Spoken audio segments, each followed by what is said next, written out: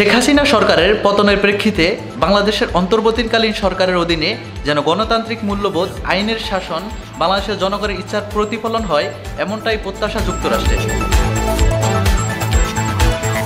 শেখ হাসিনা দেশ থেকে চলে যাওয়া প্রসঙ্গে করা এক প্রশ্নের জবাবে এই মন্তব্য করেন মুখপাত্র ম্যাথিউ মিলার। ব্রিফিংয়ে স্টেট ডিপার্টমেন্টের কোরেসপন্ডেন্ট মুশফিকুল ফজল আনসারি জানতে চান, শেখ হাসিনা দেখামাত্র গুলির নির্দেশে প্রাণ হারিয়েছে হাজারো মানুষ, তাদের ত্যাগের বিনিময়ে বাংলাদেশ আর স্বাধীন।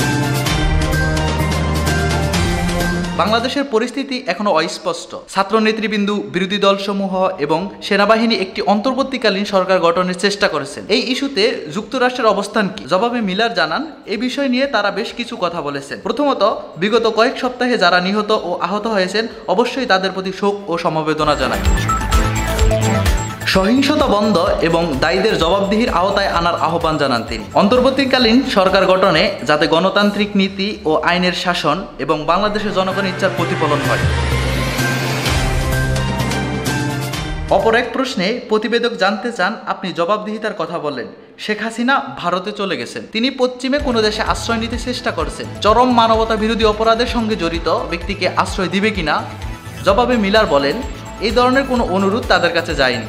এর আগে শেখ হাসিনার পদত্যাগের কথা উল্লেখ করে বাংলাদেশের জনগণের সঙ্গে সংহতি প্রকাশ করে বিবৃতি পাঠ করে মিলার।